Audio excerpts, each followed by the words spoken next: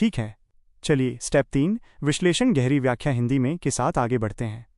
ये step share बाजार सीखने का दिल है, क्योंकि यहां आप समझेंगे कि सही स्टॉक्स का चुनाव कैसे करें। स्टेप 3 विश्लेषण। स्टॉक विश्लेषण को मुख्य रूप से 2 भागों में बांटा गया है। 1 फंडामेंटल विश्लेषण, एफए कंपनी के असल बिजनेस और फाइनेंशियल्स का अध्ययन।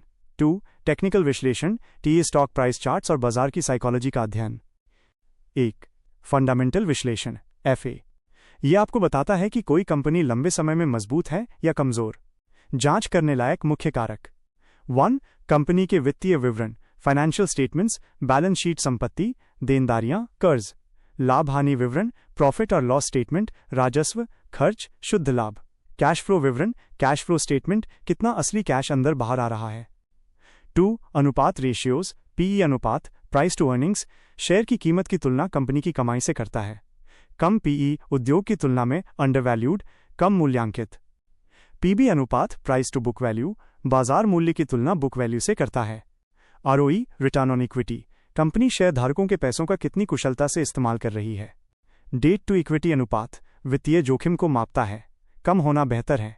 3 प्रबंधन और बिजनेस मॉडल, क्या प्रबंधन भरोसेमंद है, क्या बिजनेस स्केलेबल है, क्या यह भविष्य में बढ़ सकता है। 4 उद्योग और प्रतिद्वंद्वी, उदाहरण अगर आप एचडीएफसी बैंक की जांच कर रहे हैं तो इसकी तुलना आईसीआईसीआई, एक्सिस, एसबीआई से करें। फंडामेंटल विश्लेषण इक्वल्स ये तय करना कि कौन सा स्टॉक खरीदना है। 2 टेक्निकल विश्लेषण टीए। यह आपको चार्ट्स का अध्ययन करके बताता है कि स्टॉक कब खरीदना या बेचना है। मुख्य अवधारणाएं। 1 कैंडलस्टिक चार्ट्स, प्रत्येक कैंडल एक निश्चित समय सीमा में कीमत के ओपन, हाई, लो, क्लोज, ओएचएलसी को दर्शाती है। हरी कैंडल इक्वल्स कीमत बढ़ी, लाल कैंडल इक्वल्स कीमत घटी। 2 सपोर्ट और रेजिस्टेंस। सपोर्ट, एक कीमत स्तर जहां स्टॉक आमतौर पर गिरना बंद कर देता है। रेजिस्टेंस, एक कीमत स्तर जहां स्टॉक आमतौर पर बढ़ना बंद कर देता है। 3 ट्रेंड लाइंस, अप ट्रेंड ऊंचे हाई ऊंचे लो, डाउन ट्रेंड नीचे हाई नीचे लो।